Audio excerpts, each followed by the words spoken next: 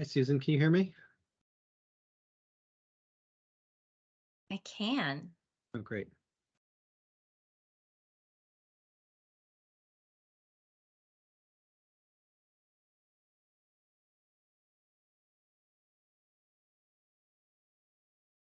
Susan, whenever you're ready, if you want to call the meeting to order and proceed, I'm fine. I think everyone's here, I think.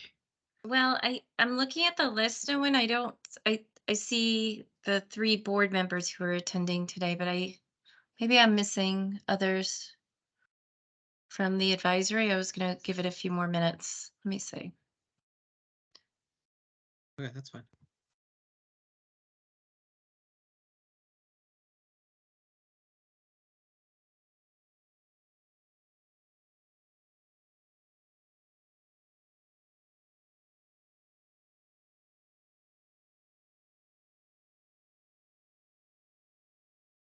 I was just a little nervous that we were having some difficulties with others getting on, but I do see some folks joining now from the outside, so that's good. I'm going to give it just a couple of more moments for advisory members to pop on. I see a few already, but just bear with us.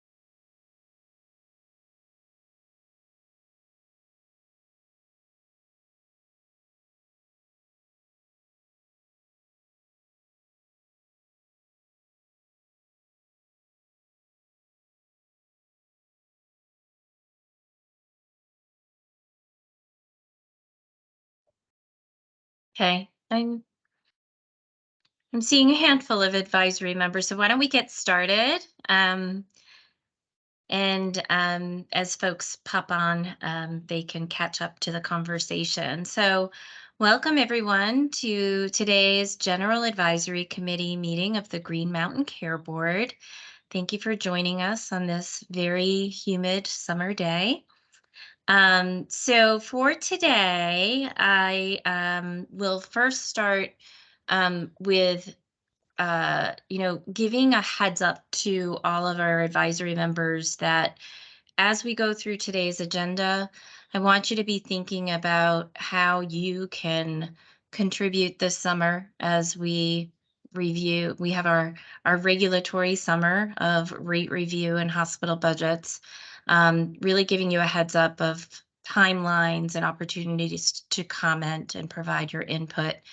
Um, and then also on the second part of the agenda today, Board Member Lunge has graciously offered to walk us through some of the updates on Act 167. So also want to hear your feedback today, but also think about in the future over the summer and into the fall how you can provide input.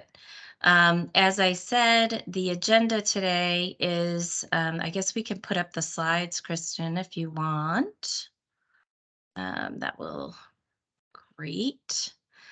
You can go to the next slide. And before I go through the agenda, Chair Foster, is there anything you wanted to say before we dive in? No, I think we can just go ahead. Okay, great.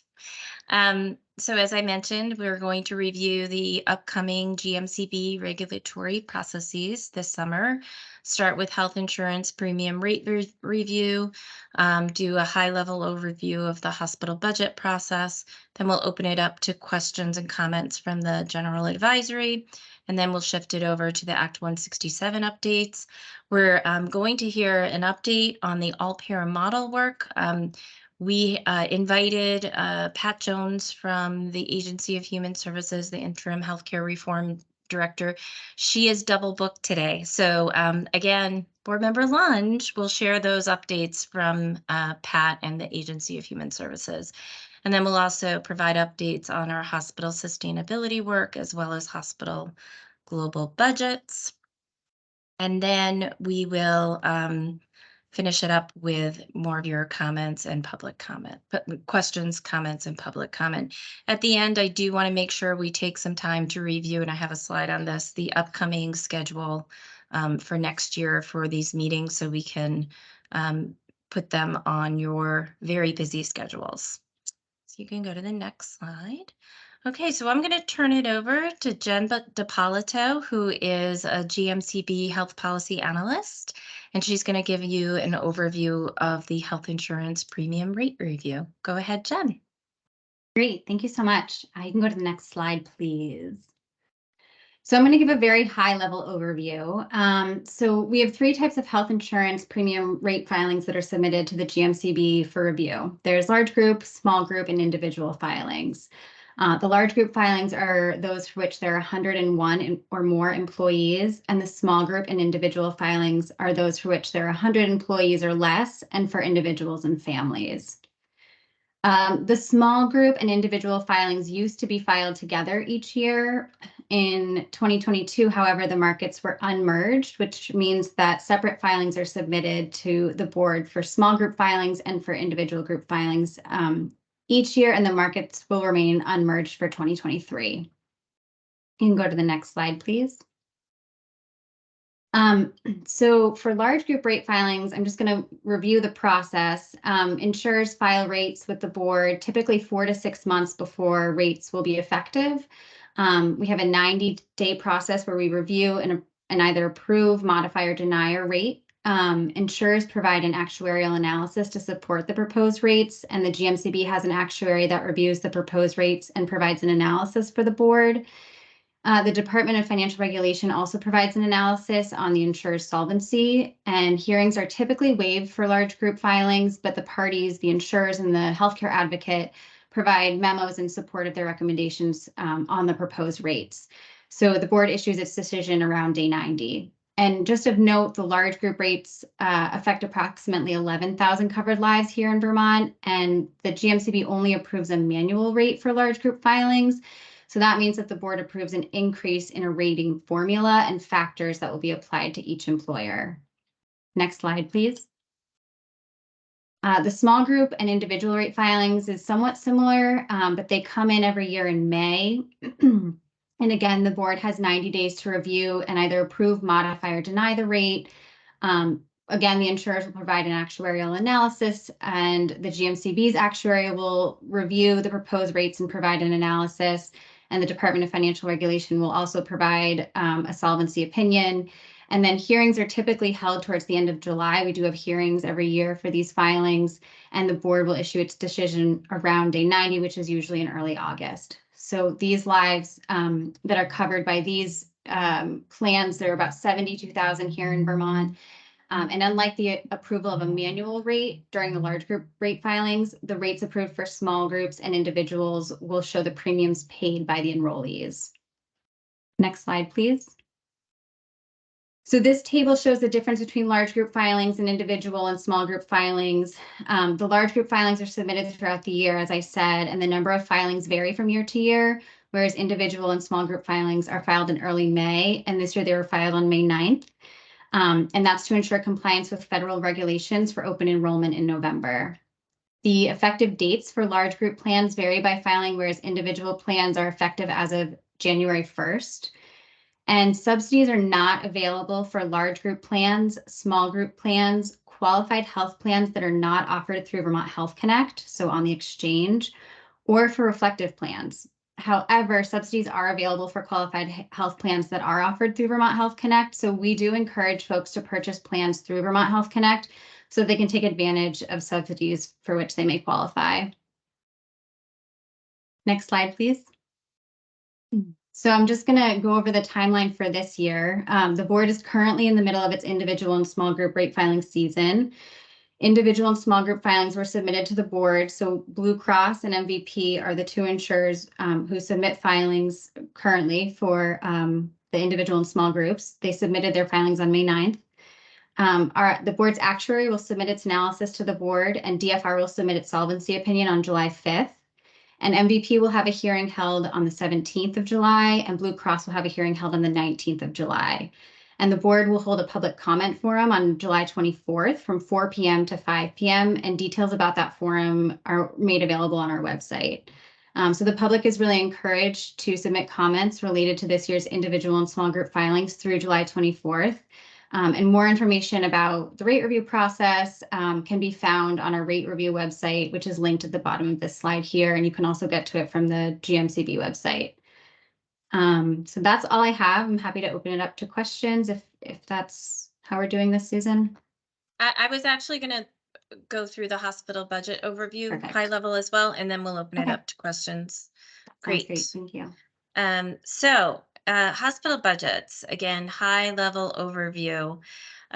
So the board every year has the duty to review and establish budgets for Vermont's 14 community hospitals.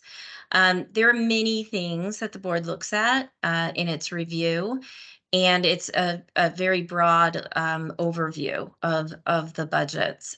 You can see what's listed here, local healthcare needs and resources, utilization and quality data.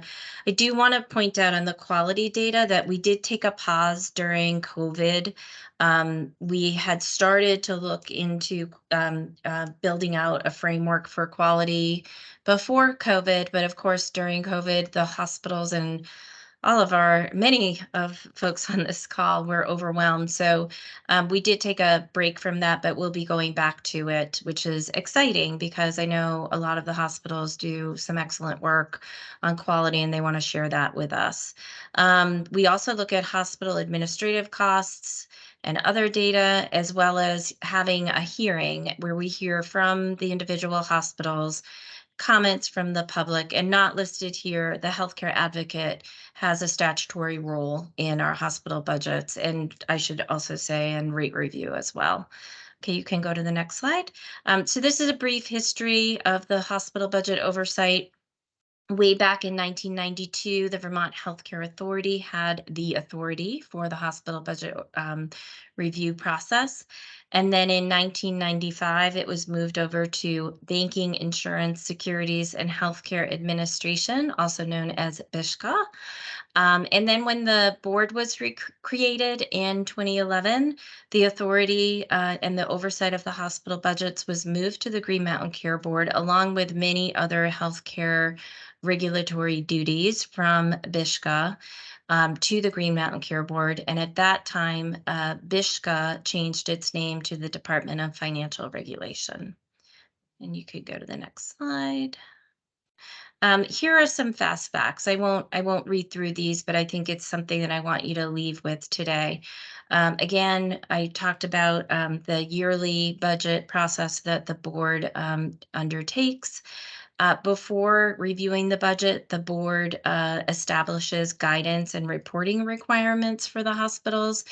Over the last couple of years, the board has started a process of updating our regulatory process and reimagining it, working toward stable, predictable guidance. We also look at in our hospital budget process, we look at net patient revenue benchmarks, and we also review changes in charges, so those changes in commercial rates that the hospitals charge. We also consider many factors when we're looking at the hospital budgets. Again, I mentioned some of these earlier, but more specifically, labor expenses, utilization, the cost of pharmaceuticals, cost inflation. Again, I mentioned the commercial price changes. We also look at the changes in Medicare and Medicaid over the year. In fact, in this year, we saw through the budget, the state budget, that for instance, there were increases in primary care reimbursement. So there are factors that we look at as we review these budget that change yearly. And then most importantly, and I think in looking at this in a more broad light, the board has held several roundtable discussions on, for example, primary care sustainability, price discrimination. And we've also been on the road. We were out in Rutland at the end of last year, and about a few weeks ago, we were in Lamoille County and plan to be out there again after our regulatory summer. We'll go out back out in the fall. But we're really learning and listening to the broader clinical community because we know that the regulatory decisions that we make can impact other entities, even though they're not regulated by the board. Oh, if you're not talking, can you just go on mute? Thank you. And then there's the timeline. I think that's the next slide. Yep. So in March, we issue the end of March, we issue the guidance, as I mentioned. On June 30th, the hospitals will submit their budget requests to the board. These are budget requests that have already been approved by their local hospital boards. And then from August 9th through the 23rd this year, the board will hold hearings for each hospital's budget. And then from August 23rd to September 15th, GMCB will be holding public deliberations. And then by statute, we must establish a budget for each hospital by September 15th. And then with the written decisions on October 1st, and then the hospital fiscal year starts October 1st. Again, please public comment, check out the information. There will be a plethora of information on our website regarding hospital budgets. They each submit their narratives and their budgets, and we have presentations and analysis that are all on our website. And if anyone has questions on how to get to any of that information, just reach out to Kristen or me. And with that, I'll open it up to any questions or comments. And I also just, as I was going through this, I realized the rates are before us right now. So the board members or staff wouldn't be able to answer any questions directly related to any decisions that they're going to have to make on those. So I can open it up to General Advisory Committee members if you have any questions for us or comments.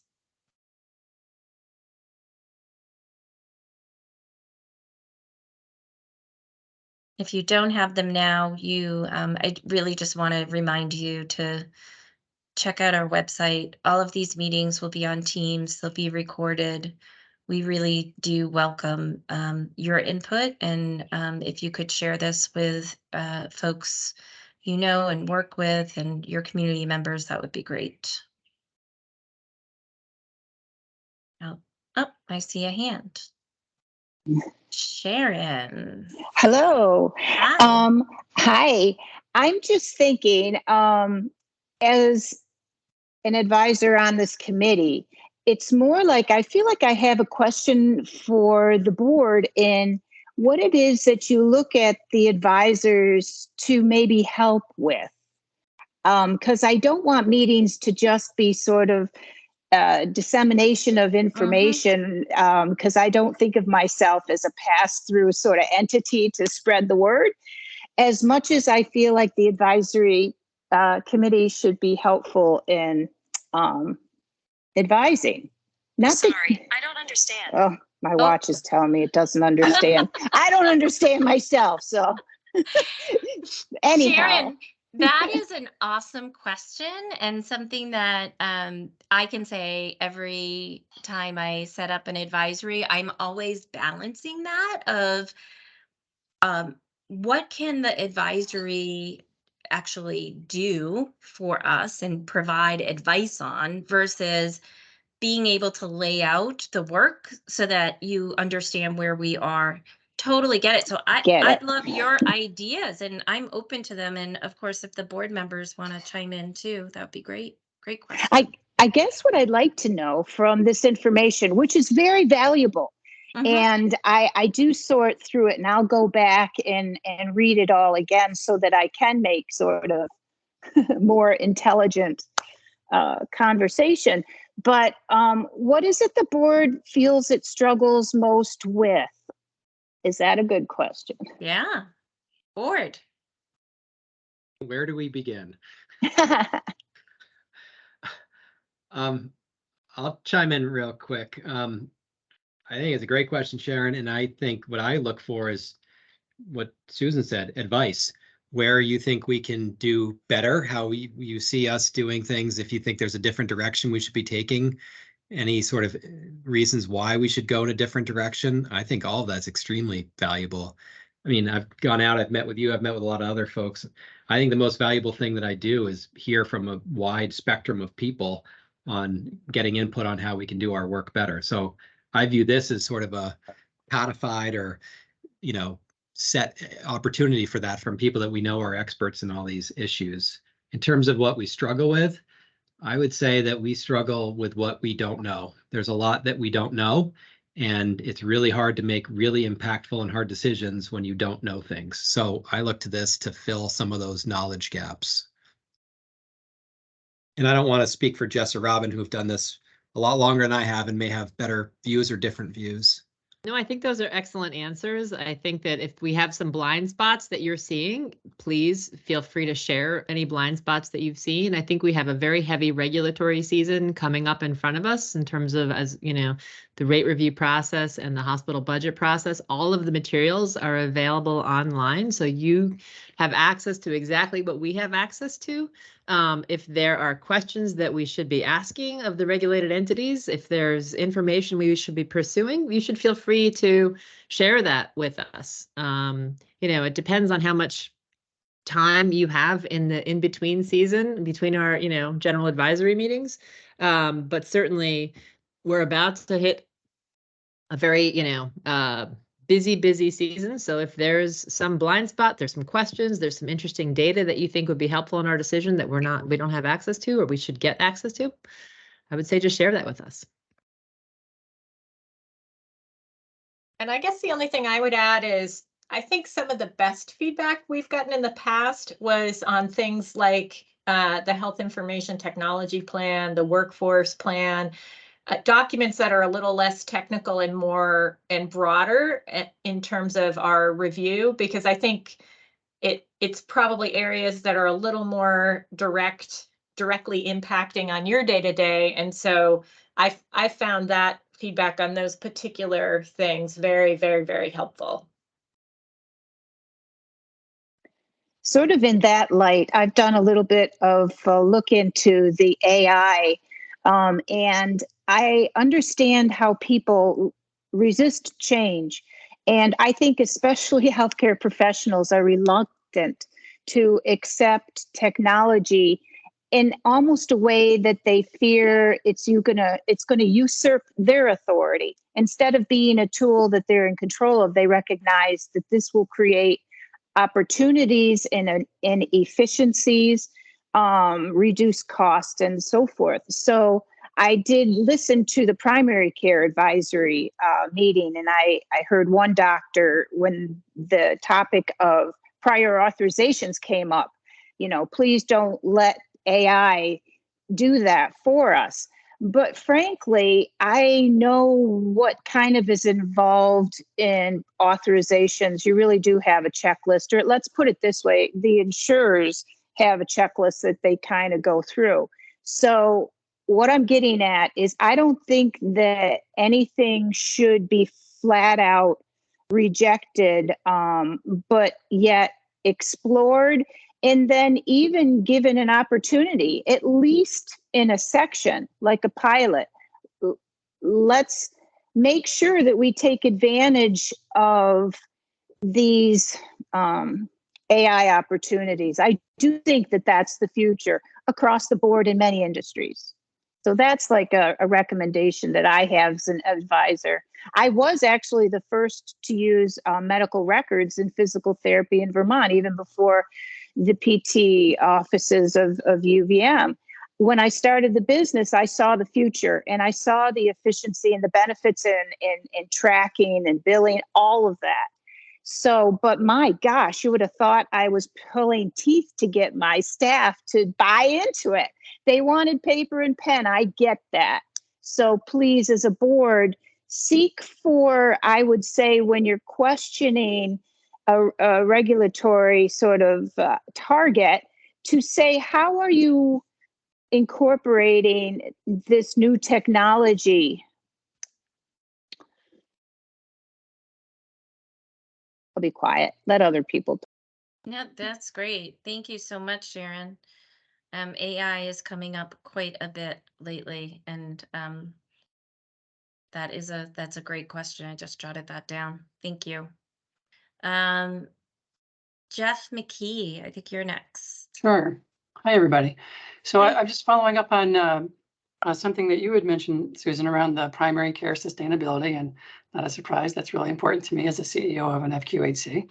So, but to Chair Foster's comments around helping you all identify the things you don't know and giving you information.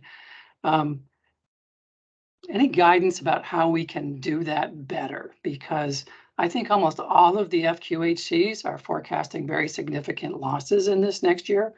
We're all looking at some form of contraction in this next year. And that seems to be moving obviously in the direction opposite of what we want as a state. So yeah, I don't think we're telling you enough or giving you enough information to incorporate that meaningfully into your planning. And I'd like to have advice from you about how we can do that better. So I would say with entities that we don't directly regulate, you know, we have a certain set of options in front of us and certain set of regulatory decision-making points. And I would say that if there are views on what our decisions do or could do or the concerns, share them as specifically as possible in connection with those regulatory decisions. We certainly had it recently with the hospital budget guidance. I think we got like 100 public comments. And I know I read every single one of 100 public comments, and I think everyone else did too. And I thought it was really, really, really helpful to hear, because that's the blind spot that I'm talking about for myself. And I'm new. I've only been here 9 months or 8 months, but I have a hard time at this stage in my career at the care board knowing if I do X, Y, or Z, what's going to happen to all these other entities that I don't have before me or don't necessarily regulate. And so that hospital budget guidance, I thought, was really a good process because there was so much input that helped inform us of the possible downstream consequences of what we're going to do. So I guess, Jeff, my view would be submit comment directly to us. Public comment can be private if you prefer, directly as to what you see as impacts of decisions that we have before us. Yeah, I appreciate that. When there's a relatively fixed amount of dollars going into healthcare, and the state's kind of controlling its commitment to healthcare through the rate setting on insurance companies, and on the other side of that, giving increases to hospitals, the squeeze on rates is coming back to primary care. That's part of what you don't regulate. And so while it's we can articulate that and illustrate that, I think, in a variety of ways, and we'll work on doing that. Great, thank you. Good Thank you. question. Yeah, thank you so much. And I see Kathy Mahoney. Dr. Mahoney, you have your hand up. Oh, you're on mute though. There we go. So when I hear these questions asked in both directions, so you all are asking the members of this group to come up with ideas and thoughts and concerns and what have you. I still go back to the same question, or one of the same questions that I've raised, and that is, it's hard to know what to suggest when we don't know what the baseline is, or what we don't know what the capabilities are of the various entities. So when Jeff was just speaking about the challenges with revenue and needing to cut back, my first question, not to him directly, but where my mind goes is, what type of team does he have, and him or UVM or any other entity that we're dealing with? Do they have someone who can go in and look at efficiencies? Is there a team available to dispatch, almost like an emergency management team, like FEMA sends teams into disaster areas? Do we have that? Do we know which facility has what assets available? I go back to one of the reasons I asked to be a member of this team was what happened with Springfield Hospital. And I watched a lot of that happen and wondered, do they have someone who's an expert in billing? Do they have someone who can look at coding? Do they have someone who can understand finances or who can negotiate with payers? I just don't know. So I can provide a list of suggestions and things that I think should happen, but if we don't know what the baseline capabilities are of each facility, the best ideas will go by the wayside because there's not a team or structure perhaps to deploy those ideas. So I guess maybe the board knows better than I do. I'm sure the board knows a lot of things better than I do, but to me, we can just keep coming up with suggestions, but if we don't have that structure in place, it's all for naught, really. The best improvement projects I've ever been involved in were in people who kept bringing it back to the beginning and say, where are we now? We know where we want to be, but unless we know where we are now and build a path to get to the end, we can't get to the end. So. Kathy, I think that was, oh, go ahead, Jess. No, you go, Robin. I was going to say, I appreciate that comment. I think sort of existing, just to like reflect a little bit on it, I would say the only place where there is a state team to dispatch for that type of thing has been with the blueprint, right? Because the blueprint has had a TA component to it for helping primary care practices move to be advanced primary care. But that type of sort of state investment in that area has not historically been available outside of the blueprint. So really it's up to the individual institution or office to create that team or bring in that culture of improvement. And I don't think, I'll just speak for myself, I don't think I know the capabilities of the specific entities that we regulate at this point. Because, you know, in part, we're up here when we're regulating, you know, we're not looking at line items and, you know, how to operate a hospital, for example. So I think that is one area that I've thought about a lot is, do we need to be thinking more about how do we invest in TA for folks? Because maybe some hospitals and other healthcare providers, FQHCs and others have access to that kind of team on a private basis, but I don't know outside of the blueprint.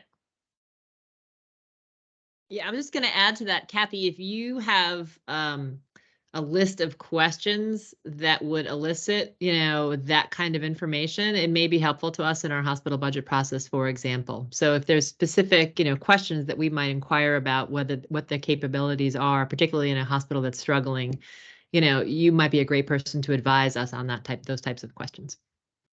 Sure, I can put together something like that. Sure, I'd be happy to do that. Thank you. I don't know. I see a hand up. Am I missing a hand? Let's see. John Macy. Oh, yeah, thank you. Dr. Macy, go ahead. Hi, guys. Can you hear me? Sorry, my camera's not working today. Okay, we can hear you. Thanks. I just wanted to comment. I think Robin led right into it. That's perfect about being up here. You guys are regulating us from up here, and I really applaud you from coming down here to, or up from Central Vermont up to Lamoille County. But I highly encourage you to get out in the communities and get into these hospitals and see their IT closets, see where all of their skeletons lie and all of the capital investments that really need to be made.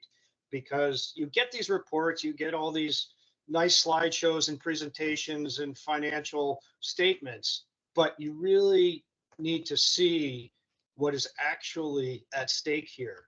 What I'm talking about is the capital that needs to be invested in these hospitals, the capital that needs to be invested in the people in these hospitals. The people in these hospitals are our hugest asset. And we are all really struggling with limited resources, particularly staff, and having to hire these travelers that are 4 times as expensive. I don't need to get into that, but what I'm not sure what you don't see is what they do to the culture of a hospital, what they do to the nurses that are working next to a nurse who's getting paid 4 times and doing half the work. The surgical scrub tech who doesn't know how to scrub a particular case, and what that does to, you know, the surgeon who's performing that procedure's blood pressure. Just it's really frustrating. So there's the financial components of it, which you all see in depth, but I'm not really sure that you're understanding the ramifications of the decisions that you make. The capital investments are so needed in these hospitals, and with limited rate increases, it's not going to happen, which gets to the sustainability of all of these hospitals, which we're all trying to do. So keep getting out into the communities. I applaud that. We will. We're going out in the fall. Haven't named the organization yet, but we will be out late fall. Walter. Hi, Sue. Thanks. Hello.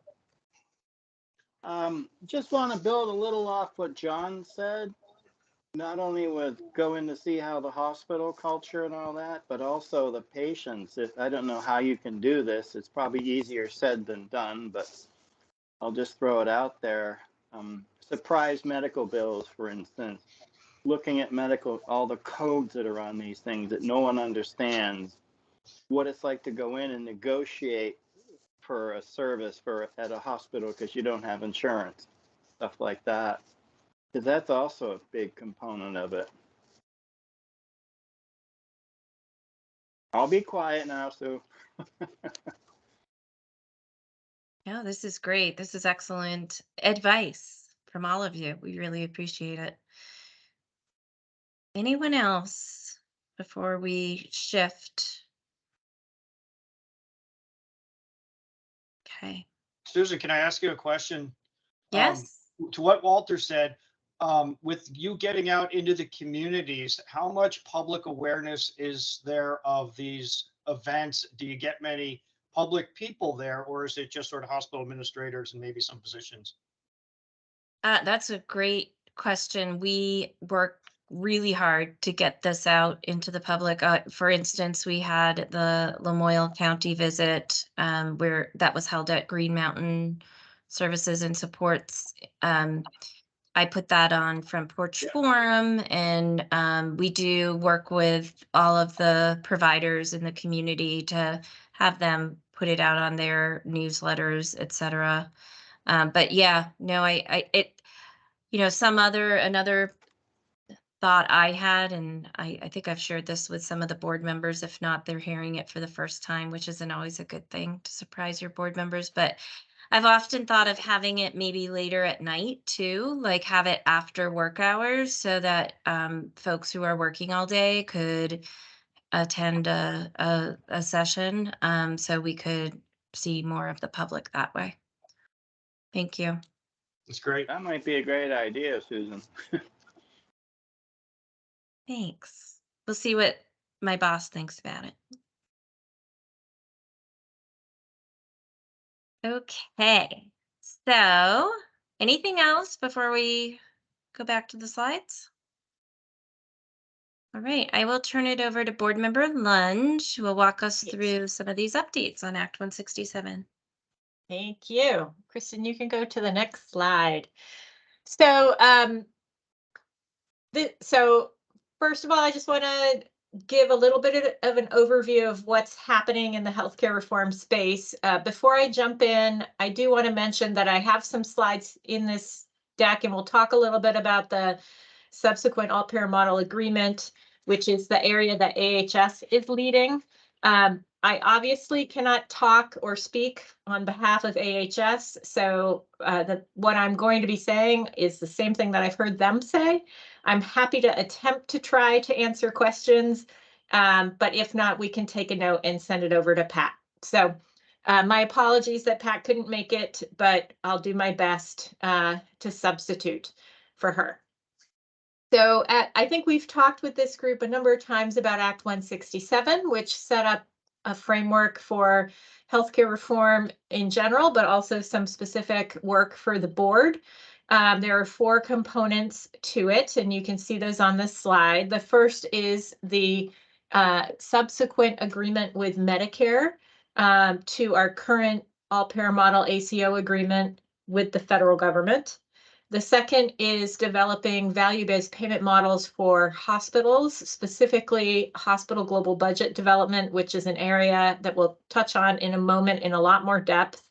That's an area that we're leading in collaboration with AHS, and I'll talk with you about our global budget technical advisory group that we are currently really diving in the weeds on this model. The second is evolving the Green Mountain Care Board regulatory process. So specifically the hospital budget review process. I'm not going to touch on this today. I think we've potentially talked about it at prior meetings, but certainly if that's an area of interest, please say that, and Susan and Kristen can take that for a future meeting. And then lastly, the community engagement to support hospital transformation. I'm also not really going to speak a ton about this area today, but I did want to mention that we are excited and hoping to move forward with this work in the fall, which will involve going and engaging in communities about hospitals. And we will certainly keep you all informed of those meetings in the community and hope that you might be able to attend if you're able to. So that's kind of the overview of Act 167 and the different moving parts around reform. So if I could have the next slide. And actually, before I go too much further, I'll say that while we don't normally do things this way, I'm happy to take folks' questions as we go, because some of this content is pretty dense and weedy. So if there's something that you have a question about, I would encourage you, if you don't mind, Susan, to just have people raise their hand and we can call on them as we go, and it can be a little bit more of a conversation. So as I mentioned, the Agency of Human Services, in collaboration with the Green Mountain Care Board, is in negotiations and discussions with the Center for Medicaid and Medicare Innovation. This is the part of the Center for Medicare and Medicaid Services that focuses on changing Medicare in particular. So they create new payment models for Medicare. Currently, Vermont has an agreement with the federal government called the all-payer model, which is an ACO, Accountable Care Organization-based model. And that model expires at the end of 2024. You may recall the first expiration was actually the end of 22, and then there are 2 one-year extensions that the state has, that CMMI recommended and the state agreed to, and that we're moving forward with. CMMI is looking to move forward with a different kind of model after the expiration of our model. So in our case, we have a one-off Vermont-specific model. What they've said publicly is that they're hoping to produce a new model that would be attractive to multiple states. So the model would include some specific components, which are on this slide and I'll talk about in a moment. And there will be some flexibility. We can't really say how much yet, but at least the potential for some flexibility to tailor different components to individual states. So it won't be entirely one size fits all. There will be some flexibilities that we'll hopefully get to choose from. We will know, I'll just say up front, we'll know a lot more that is available for public discussion this fall. The federal government will be putting forth a notice of funding opportunity that will have the details of the model. So right now, we have a certain amount of information that we're able to share publicly, and that is somewhat limited. So I'll just say that up front. So in this new model that CMS is designing for Medicare, there are 7 key components and priorities that they have put out publicly. The first 4 relate to payment design. So they're interested in moving to global budgets for hospitals, and we'll talk in depth about what a global budget is in a moment. They would like to continue to include a total cost of care approach and target. So in our current model, we have an all-payer total cost of care, meaning how much can healthcare grow over the 5-year period of the model. And it's not just looking at one sector, it's looking at healthcare costs more broadly. So typically hospital and physician services are the core of that total cost of care. And the concept behind there is curbing healthcare cost growth over time. They are very interested in having the model be all payer. And you can see in the quote on the left that particularly they're interested in having Medicare amplify Medicaid-led advanced primary care efforts.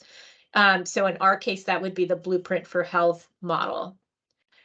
They are also interested in including goals for minimum investment in primary care. And we did have a comment in a prior group and when we were talking about this, that minimum investment makes it sound like you're suppressing primary care. The goal here is really to increase primary care payments from Medicare from where they are today to a new minimum, recognizing that, for example, if you look at Vermont had produced a primary care spend report, the Green Mountain Care Board did, and that showed that Medicare sort of lags other payers, typically in terms of the amount spent on Medicare, on primary care from Medicare.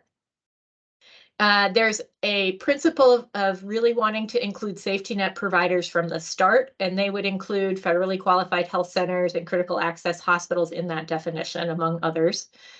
A focus on mental health, substance use disorder, and social determinants, and then addressing health equity as part of the quality framework. Susan, you had a question. Susan Barrett, and Owen, are you fine with me taking questions from non-advisory group members too? I'm fine. Are you okay, Owen? Yeah, please. That's okay with you. Yeah. Yeah. Yeah. And a different day, I'd love to discuss the issue of the composition of the primary advisory committee. We once had a council member on it, but she could no longer serve due to the needs of her family member with a disability. But anyway, that's not the topic I want to address now. Robin, I just had a quick question about the definition of safety net providers, because Sure. as you know, but I'm not sure everyone else knows, our current all-payer model never included long-term services and supports, the Medicaid-funded services that people with disabilities and people who are aging depend on. But as you know, there was this thing called the Medicaid pathway, and eventually those providers were going to be rolled in and yada, yada.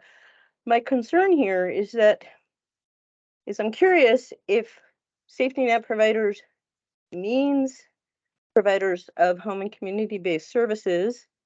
And if so, then I would just plea to you, Green Mountain Care Board, and anyone else working on this, nothing about us without us.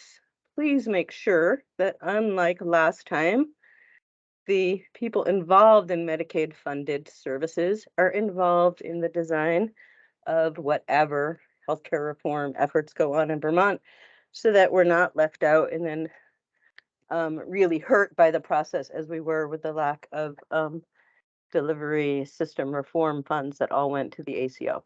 Thank you. Thanks, Susan. I'll pass that along to Pat. As I mentioned, AHS is in the lead, and so they're really designing the stakeholder input process. So we can pass that along. And I wouldn't say that CMS has really said anything public about their definition, so I can't really answer that for them either. But thanks for your comments. Yeah, I'll just say safety net means so many different things to different people, but for people who depend on home and community-based services, it's their safety net. So maybe with these slides, you could use a Again, different I'm term happy or to pass something. it to Pat, but they're not my Yeah. slides, so. Oh, okay, got it. You might have missed my opening, which is I I'm did. trying to pinch it for AHS. So the AHS slides, I'm trying to go over them the way Pat has done them publicly, but I can't change them or speak for them or anything like that. Got it. Great. And thanks so much for taking my question. Of course. All right, I think we can move to the next slide. Great. So again, this is also an AHS slide and represents AHS's vision for a statewide approach. I think it remains to be seen how aligned the CMMI notice of funding opportunity will be with AHS's vision. I think there are conceptually, at least, there appear to be several areas of alignment, but I think we'll know more in the fall. So AHS is also thinking about a statewide total cost of care and quality target framework and particular payment reforms across the care spectrum.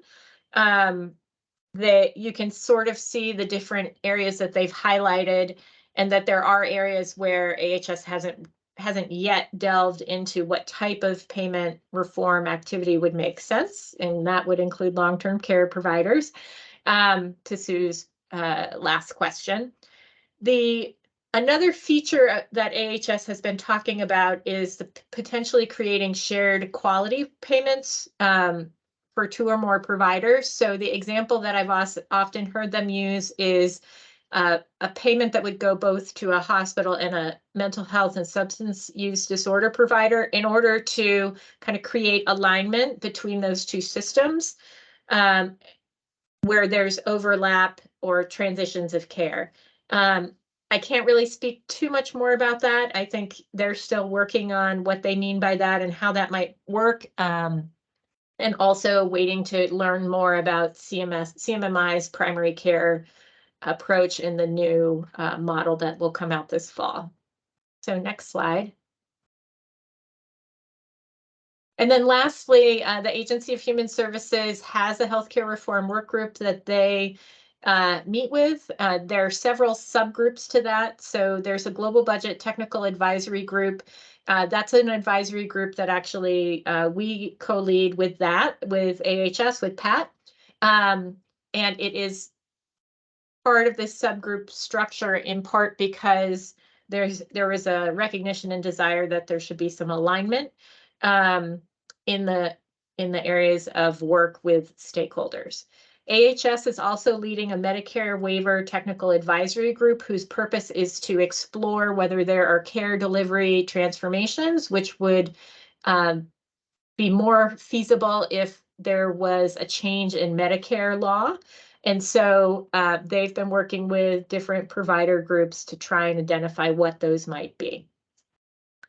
The third is a care transformation advisory group, which AHS has proposed but isn't off the ground yet. I think the concept there is to bring together clinical leadership to really look for where Vermont as a state should be focused in terms of actual on the ground transformation. And then lastly, a payer advisory group that's looking at issues specific to the commercial sector that AHS is also leading.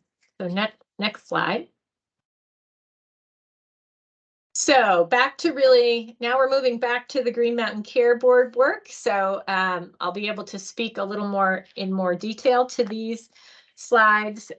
First of all, I just want to mention that, as I think many of you know, the board started looking at hospital sustainability issues prior to the pandemic in 2019 through our hospital budget oversight. Specifically because of low and declining margins, Springfield's bankruptcy, the sort of raft of rural hospital closures nationally.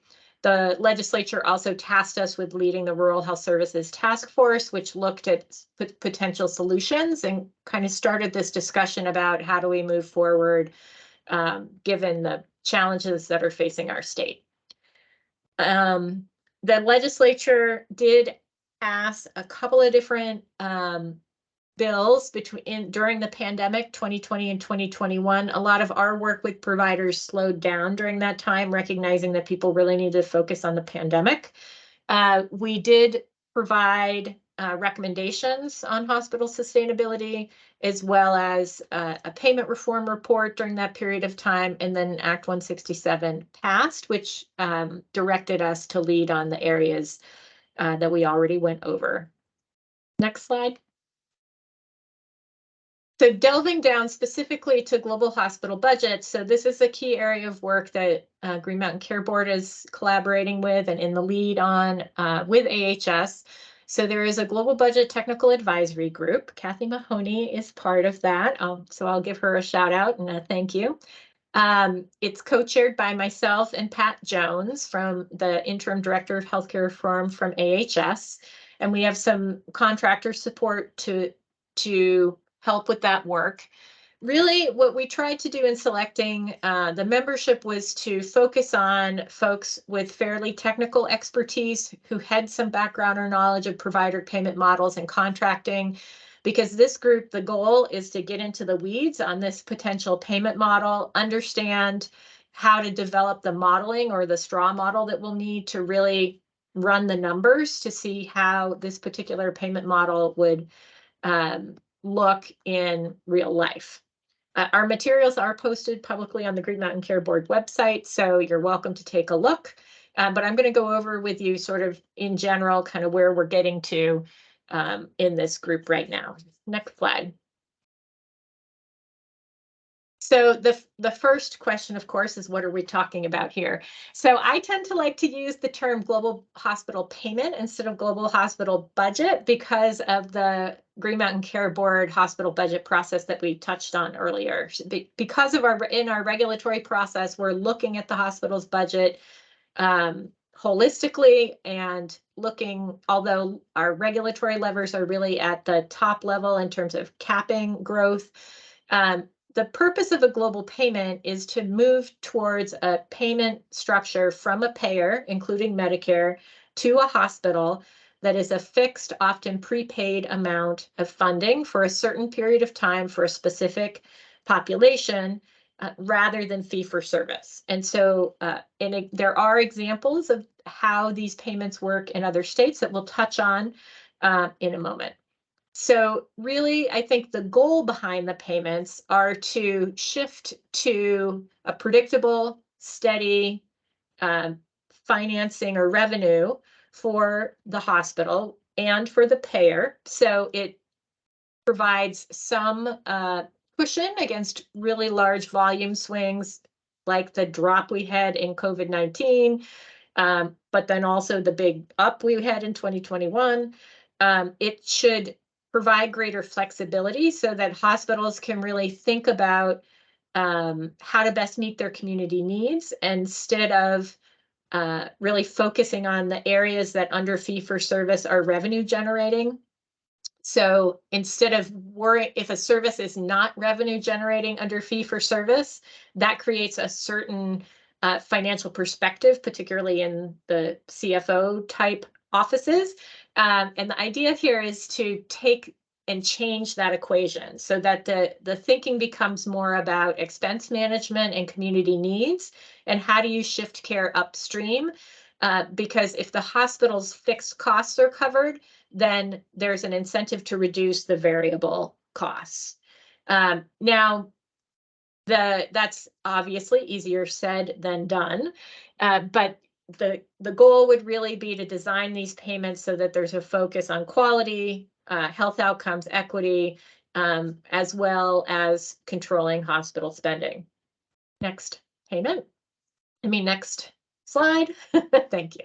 There are, of course, risks like with any payment model. And of course, some of the risks in this area is over incentivizing reductions in care. So you have to balance sort of this concept of wanting to move care that might be done more cheaply in another location out of the hospital with over incentivizing the hospital to reduce things that really need to be done in a hospital or where that's where the access is needed.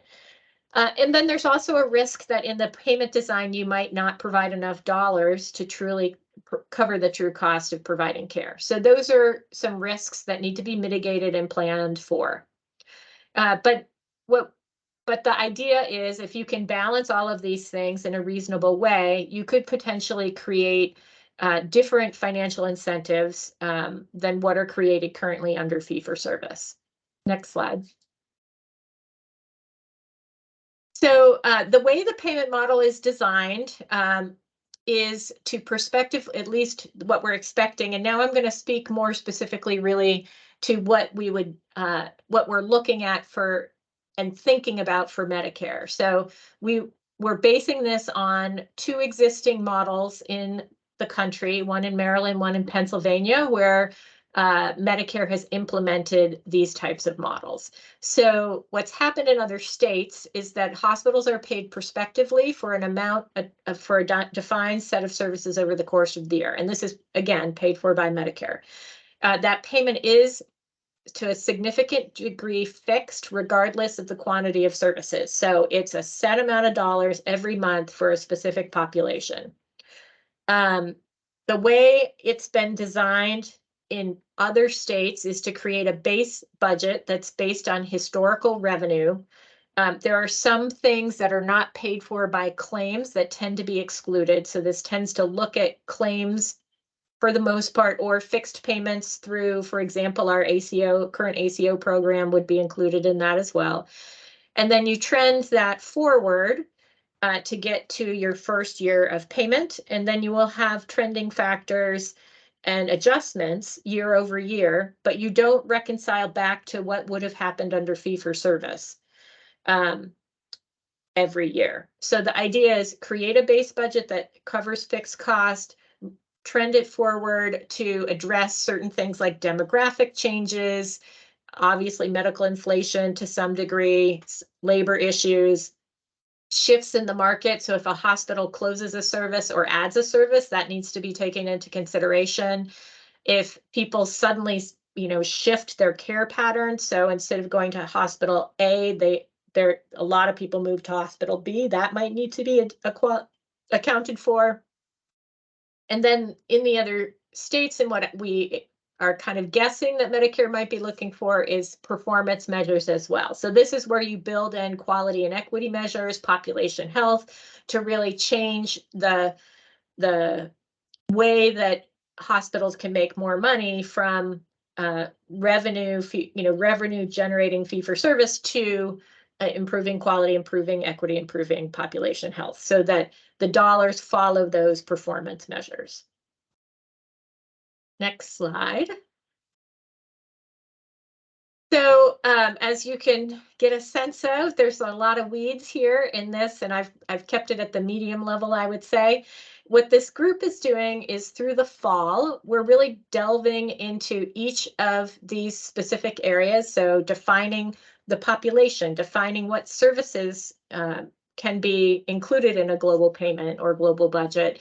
How would we calculate? What's the math on the baseline budget? What are the necessary adjustments that would need to happen, and how do you calculate those?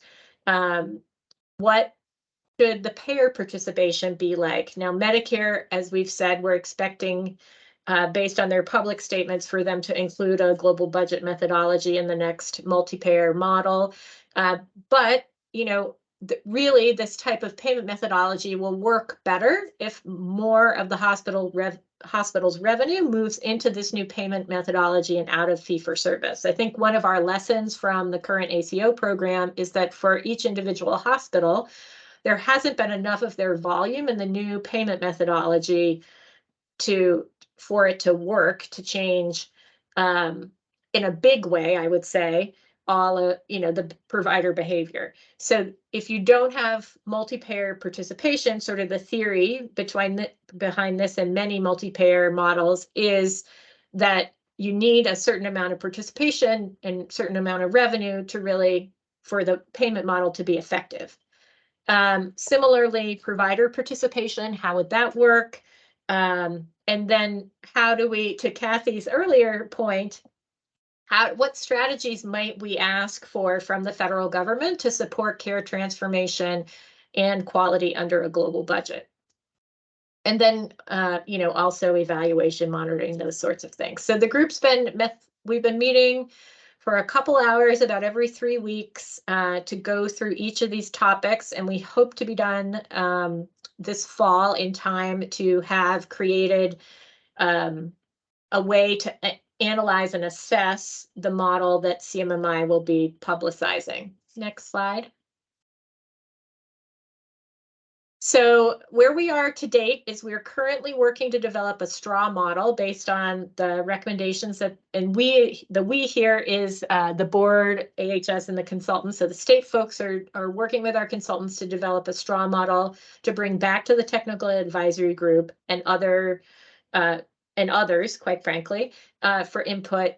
And the straw model is to really give people a more concrete sense of the math and how the payment model would be actually work. We are crossing our fingers that we're going to get that done in the next, really, I think it's 3 weeks to bring back to the tag, get some feedback with the goal of having a more developed model with actual Vermont data in the fall, so we can run the numbers and compare it to what CMMI is offering. We are still working on quality and equity. We just started that topic last meeting. We're finalizing adjustments, and we still need to discuss hospital and payer participation and how it would work with the current hospital budget process. So there's still a lot of work to do, and it's very weedy work, but at least for this component of the CMMI model, we're hoping to have a good way to really assess what comes out. Next slide, that might be my last one. Yeah, so thank you for bearing with me in that technical topic, but love to hear your thoughts.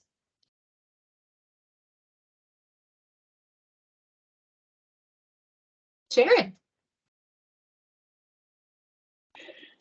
I don't want to always be first to raise my hand. It is kind of fun trying to find that little icon. Anyhow, one of the things that comes to mind is when hospitals take over other hospitals, then what you're talking about gets a bit complicated. Like my business has 3 locations, and while they're each different and so forth, in essence, they're all being run the same. So there's less opportunity to look at entities creating what would be more effective use of the payment model.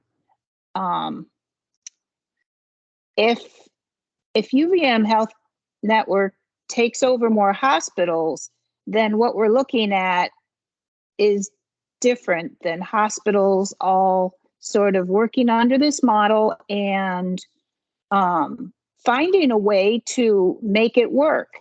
There's a greater chance we can find that way to make it work when there are individual hospitals.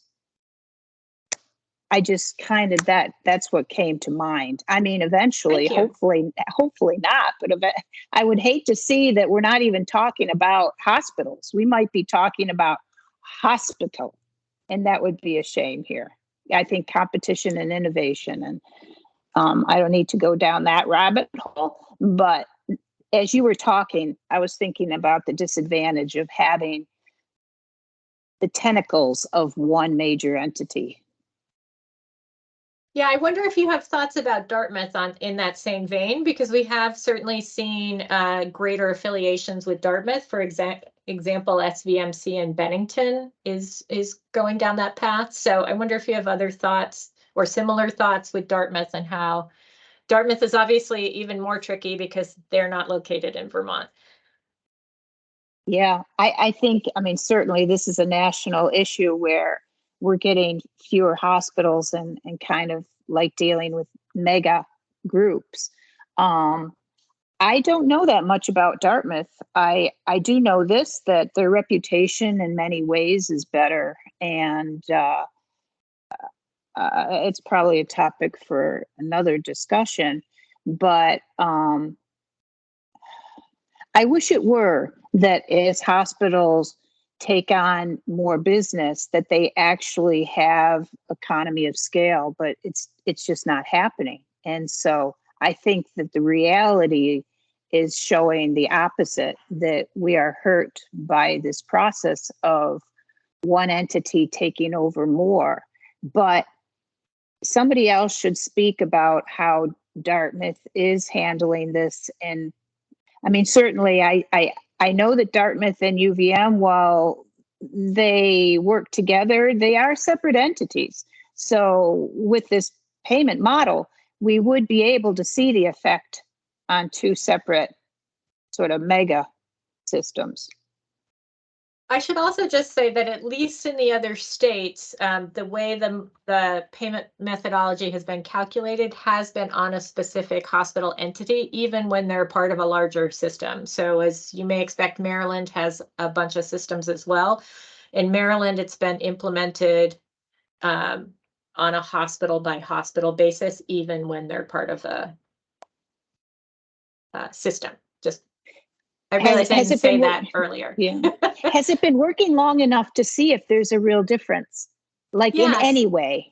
Yeah, so I think in the appendix to the slides, which we have not sent out yet, we included the evidence to date, both from Maryland and also there was an early try at global hospital budgets in Rochester in the 80s, which was is considered to be successful. So we have a couple slides on success to date, which, you know, certainly if we have time, I can pull those up now, but want to make sure folks have time to also chime in. But you'll get those in the materials at the very least.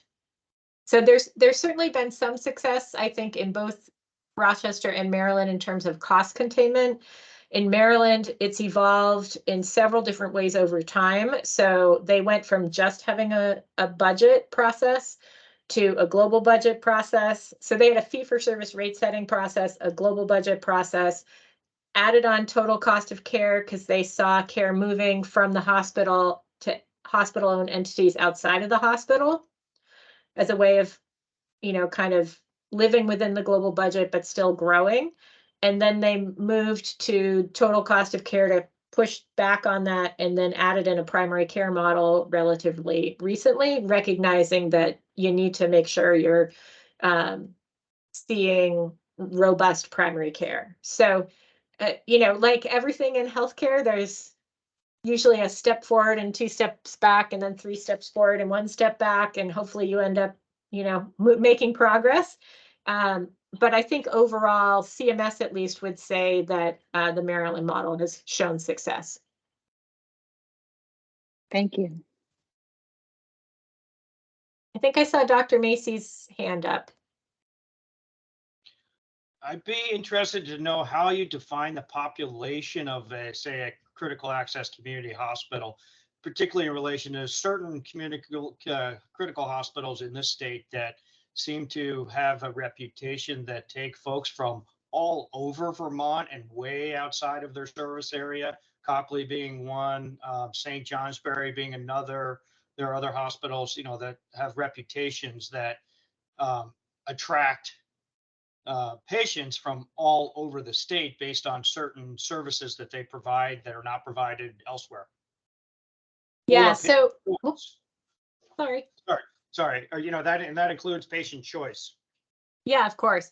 Yeah, I think that's a great point. So to the extent that that draw, so let's just use you guys. So you've been a draw for ortho for quite a long time. To the extent that that has been fairly consistent over time in your revenue data, that will be built in by using historical revenue.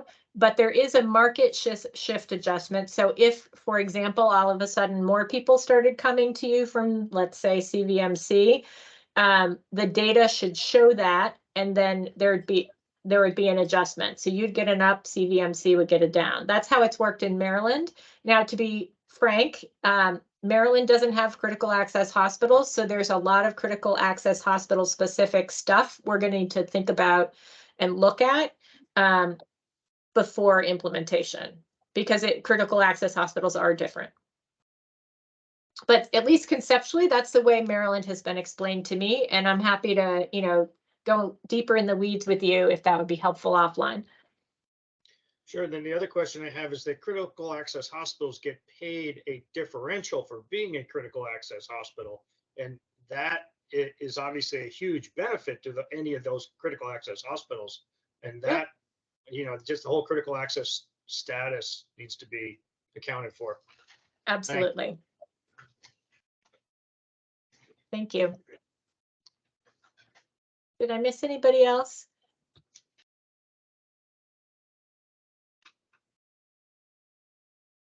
Okay, thank you, everyone, and appreciate One more. Oh, Walter. Oh, God. Jump in. Sorry, the hands didn't work. Oh, no Thanks, worries. Rob. It was, I don't have the mind to comprehend all the weeds you were in there, but it just kind of sounded to me like the center's CMI is finally figuring that business models don't work in healthcare and that putting people first does. Is this kind of like a single payer system? Kind of like a single payer system by kind of another name? So Is it kind of you- moving around into that circle? Kind of I can't playing speak with it? for I can't Oh, go speak ahead. for CMMI and whether or not they would say that. As Yes, you they know, won't. I've spent a little bit of time thinking about single payer systems. I think of this as it could be a part of a single payer or not. So I think when I think about single payer, I'm thinking about how does the individual have their care paid for? Is it paid for by the government or is it paid for through a privately financed system? And do you have that coverage because you, as essentially a right of residency or citizenship, as opposed to, the way we all get our healthcare now? And nothing about the payment model changes those things. So you're right that for example, in Canada, they do use a global budget type system without, I think, all of the adjustments that we've seen in Maryland. And one of the criticisms sometimes is that there's rationing. So that is, a place we can learn from to ensure that the payment model doesn't have the same problems. Now, they also have a whole infrastructure for looking at the evidence and what they cover and don't cover based on evidence. And that sort of also is part of the rationing. It's not all the budget. It's, that in other systems where they're looking at the evidence, they don't pay for everything that we pay for because there has to be evidence to support it before they'll pay for it. Which in our type of a system, people would perceive as rationing. So I think you could have it be part of that type of a system or not, but I can't really say whether CMMI thinks they're going down that route or not. As someone who's been rationed in care, I know the word rationing. Yeah, Thanks, and there's different types of rationing. Our system rations based on your ability to buy health insurance. If you're uninsured, you're not getting care. That's a form of rationing as well, in my view. Again, you're hearing Robin Lunge, board member, not Green Mountain Care Board right now. And Walter. Walter Carpenter, public commenter extraordinaire. Board groupie, seasons pass, right? Yeah. Elizabeth. Hi, just, you might have brushed over this and I'm sorry. Is No CMMI's worries. plan to include all commercial payers as well? Or is this just through Medicare and Medicaid? That is a great question. So CMMI only has legal authority over Medicare. So what they bring to the table is Medicare participation in a multi-payer model. It would be up to the state to engage with commercial insurers and figure out ways to include the commercial sector. As I said before, at least in a state like Vermont, where we have a lot of folks insured in the commercial sector, I think it would be important to try and bring commercial payers in as well. Because I think you'd have trouble, quite frankly, getting to critical mass of revenue in an individual hospital if you didn't have commercial. So the goal, I think, would be multi-payer. Great. Okay, thank you. Yeah, of course. Thank you. I'm sorry that wasn't clear.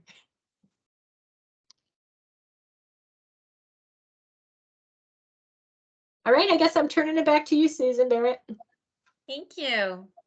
Any other questions? It looks like we're got everyone, Robin. Thank you so much for that overview. That was excellent. So that ends the regular a portion of our meeting that's on the agenda.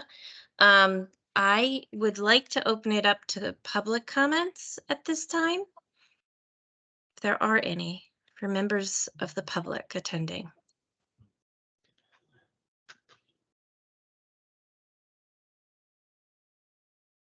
Okay. If there's any follow-up or any questions, just reach out to Kristen or me, or any other comments that you want to share after this meeting. We do have a little housekeeping. Robin mentioned the slides. I think they're posted, and we'll send them to you as well. And there are some appendices that I think you might find helpful. Our next meeting is scheduled for September 18th, which is actually not too far away. We'll all be exhausted after the summer. But that is what we have on the, I think Kristen was going to reach out to the General Advisory Committee members too with some dates for next year. And so maybe we could do like a doodle poll. It seems like this time definitely works the best for us in terms of our schedule and with the legislature. But I'd love your feedback if there are other ideas you have, and we'll follow up with a doodle poll and get those meetings on your schedule for next year as well. So with that, is there anything else, board members, that you wanted to share out, or Owen? Which is, you're good? Okay. Great. Well, thank you everyone for a very robust conversation and your advice. I have a couple of pages of notes, so that was super helpful. And just, we send you all of our press releases, we send you monthly meetings, etc. But you know where to find us if you have any questions as well. And we will be out later this fall working on that hospital sustainability work. So we'll hopefully have your support there as well. And I don't think I guess we adjourn. I'm looking at Laura. We didn't really call the meeting to order, but I guess we should adjourn just because we do have a quorum here, right? I move we adjourn. Perfect. A second. Third.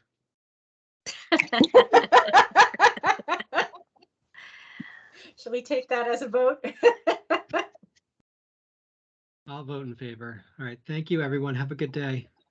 Yeah, Thanks, thanks, all. board. I think you do an awesome job and I do feel heard. Great. Thank you, Great. Sharon. Thanks, Sharon. Thanks, Thanks, everyone. Sharon. Bye.